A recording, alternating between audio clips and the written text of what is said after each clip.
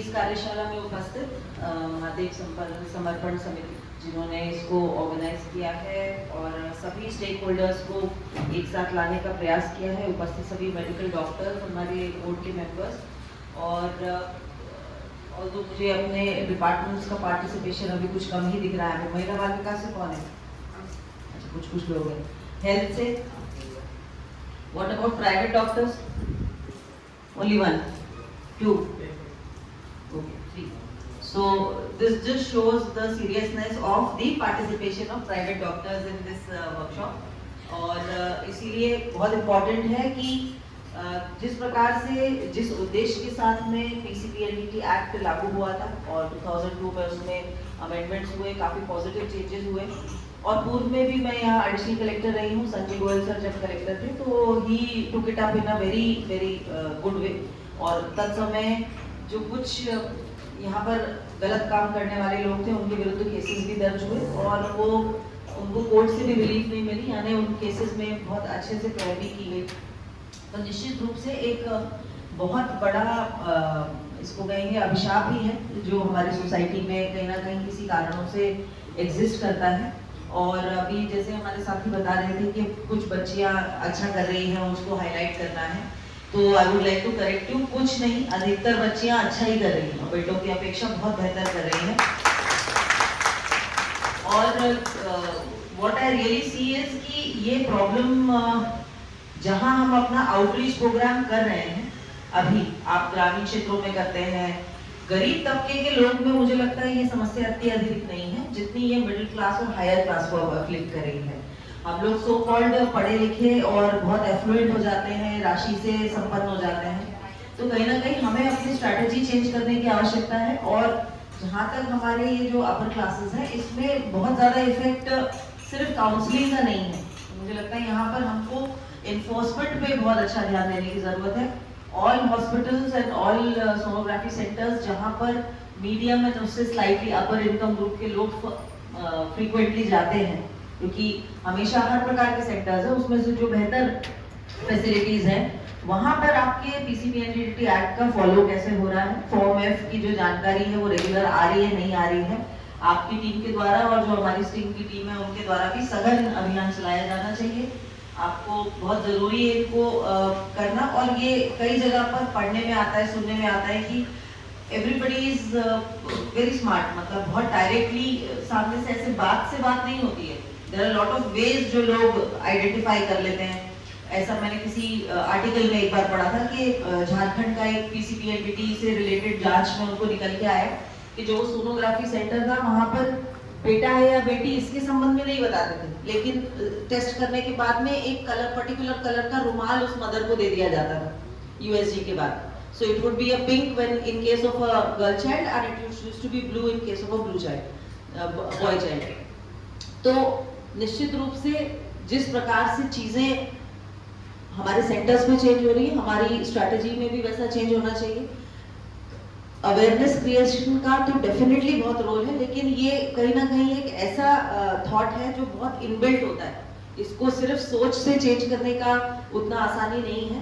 और अब किसी को बताने या दिखाने की जरूरत नहीं, सब जगह पे आप देख रहे हैं कि बच्चियां बहुत अच्छा कर रही है, they are doing much better, चाहे वो पढ़ाई का फील्ड हो, चाहे वो नौकरी का फील्ड हो, बिजनेस का फील्ड हो, they are doing actually doing very very well. तो एज सच पेरेंट्स को इतना समझाने का विषय नहीं है जितना कि ये इसमें एज अ सोसाइटी हम लोगों को अपने बच्चियों के बारे में पॉजिटिव बात करना, उनको आगे बढ़ाना, ये इससे बहुत लंबी चेन रिलेटेड है। जैसे हम कभी बच्चियों को अगर पढ़ने से रोक करके ये इंसिस्ट करें कि नहीं अभी अब तुम्हारी मैरिज की एज हो गई, आप शादी कर लो, पढ़ाई वढ़ाई जितनी हो गया उतना कर लो, तो ये एक रूटीन डायलॉग है जो सिर्फ PCPNDT तक नहीं सीमित है, उसको बहुत आगे हमें सोसाइटी में लेकर के जाना है। और बहुत खुशी का विषय है कि यहाँ पे हमारे NGOs भी आज यहाँ पर उपस्थित हैं। NGO के हमारे जो साथी हैं उनसे ये मैं निवेदन करना चाहूंगी, इसमें कोई दो राह नहीं है, हम एक ऐसे समय में अब आ गए हैं जो कि सब अपनी अपनी जीवन में काफी व्यस्त हैं, बहुत व्यस्तताएं रहती हैं, और हम जो काम टेकअप भी करते हैं उसमें समहाउ कहीं ना कहीं हम लोग मोटिवेट हो जाते हैं कि एक कार्यशाला में चले गए और फोटोग्राफ्स हो गए, और then you are silent for a number of days, हम लोग फिर वो एक्टिविटी वहीं पर छोड़ देते हैं। और कहीं ना कहीं हम लोग ना रिकग्निशन की तरफ ज्यादा है कि यदि मुझे कोई बाई फेस सीएमएचओ साहब पहचानते हैं, अगर मैं उनके सामने 4 बार गई हुई हूँ, डिस्ट्रिक्ट कलेक्टर मैडम पहचानती हैं, तो आप एक्टिव रहेंगे, वरना आप लोग अपना एक्टिविटी लेवल कम कर देंगे। तो इन सब चीजों में ये एक बहुत गंभीर विषय है, किसी एनजीओ का बहुत इंपॉर्टेंट रोल है, तो आप अपनी उस जिम्मेदारी को जरूर समझें और जिस प्रकार का एक्टिविटी लेवल दिखा करके आज आप मॉर्निंग से इस वर्कशॉप में अटेंड करने के लिए आए हैं, उसी के साथ में अपना एक कार्य योजना जरूर रखें। Because if you don't have a plan, आपको प्लान में नहीं रहता है कि मुझे इस 7 दिन में क्या एक्टिविटी करनी है, उसके बाद 7 दिन में क्या एक्टिविटी करनी है। तो हर संस्था को, हर पर्सन को, हर विभाग को जो यहाँ पर आज उपस्थित है, हमको अपना प्लान बनाना चाहिए। And this applies to me also. हमारे डिस्ट्रिक्ट के लिए हमारा क्या विजन है, हम इस मंथ में क्या एक्टिविटी करना चाहते हैं, उसके बाद 3 मंथ्स में क्या एक्टिविटी करना चाहते हैं, और अपने लिए टारगेट्स भी सेट करना चाहिए हमको कि हम इतने दिनों में अवेयरनेस क्रिएशन के लिए ये काम कर लेंगे, इंस्पेक्शंस को इम्प्रूव करने के लिए ये काम कर लेंगे। इंस्पेक्शन जो टीम हमारी करने जा रही है, बड़ा महत्वपूर्ण पॉइंट आपने बोला कि जो डॉक्टर्स जा रहे हैं उनको एग्जैक्टली एग्जामिन क्या करना है, वो उसके संबंध में उनको ट्रेनिंग होना और सारे नियम कायदे ठीक से पता होना वो बहुत जरूरी है। तो उसकी ब्रीफिंग हम कितने दिन में कर लेंगे, उसके बाद में उनका एक रिफ्रेशर कोर्स होना चाहिए। जब वो 5 सेंटर्स विजिट करके आ गए, उनसे फीडबैक लेने का मैकेनिज्म होना चाहिए कि हो सकता है कि हम जो उनको सिखा रहे हैं उनसे कुछ 4 बातें वो एक्स्ट्रा हमको फील्ड से भी एक इनपुट मिल रहा है। एंड मोस्ट इम्पोर्टेंटली मॉनिटरिंग का एक बड़ा व्यवस्थित सिस्टम होना चाहिए कि हमने 1 महीने में, 1.5 महीने में, 2 महीने में क्या काम किया, उससे क्या लर्निंग्स हैं, और इससे हम अब हमें अगर अपनी स्ट्रैटेजी में भी कुछ चेंज करने की आवश्यकता है तो व्हाट इज दैट, किस डायरेक्शन में हम लोग बढ़े। तो निश्चित रूप से एक बड़ा ही प्रेसिंग इशू है, specially for Gwalior and the districts around. यहाँ पर ट्रेडिशनली ही हमारा सेक्स रेशियो इन्वर्टेड रहा है, और अभी एनएफएचएस के जो हम यदि डेटा देखते हैं और उसको नेचुरली कोई ऑप्शन नहीं हमें सही मानना होगा, तो देयर इज अ डिक्लाइन। जबकि हम पूरे ओवरऑल एवरेज स्टेट का जब देखते हैं तो पॉजिटिव उसमें इंक्रीज है।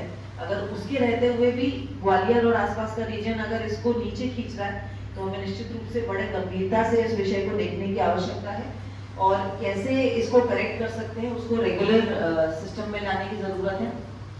तो जो हमारी हेल्थ की टीम है उनसे भी मैं आग्रह करना चाहूंगी कि due to elections and lot of other things हम भी इसमें बहुत समय दे नहीं पाए, लेकिन आई विल रिक्वेस्ट यू कि आप आने वाले सप्ताह में आप मेरे यहाँ से समय लीजिए और आपने क्या प्लान बनाया मुझे ला करके दिखाइए। And whatever support you need from us, all other revenue officers, tehsildar हैं, हमारे पास विभिन्न विभाग के लोग हैं, आपको क्या सपोर्ट चाहिए, समय समय पे हमारे से क्या मदद चाहिए, आपको कहीं रिपोर्टिंग के फॉर्मेट में कुछ हेल्प चाहिए, आपको कुछ सॉफ्टवेयर डेवलप करने में कुछ हेल्प चाहिए, तो please ask for our help. और इस काम को हम लोगों को मिशन बोर्ड में लेकर के करना ही करना है। अगर एक्चुअल में सार्थकता देखी जाए तो हमारे एनजीओ की इसी प्रकार की इंपॉर्टेंट विषय में है। मतलब बहुत सारे चीजों में आप लोग बहुत अच्छा कंट्रीब्यूट करते हैं, लेकिन दिस इज वन प्लेस जहां पर सरकारी विभाग अकेले इसमें सफलता नहीं प्राप्त कर सकते यदि सोसाइटी के लोग और सोसाइटी के हमारे एनजीओ और अच्छा सोचने वाले लोग इस मूवमेंट के साथ में नहीं जुड़ेंगे। तो आने वाले समय में हम निश्चित रूप में इसमें कुछ इम्प्रूवमेंट अपने कॉन्ट्रीब्यूशन से कर पाएंगे, मुझे इसका बड़ा दृढ़ विश्वास है।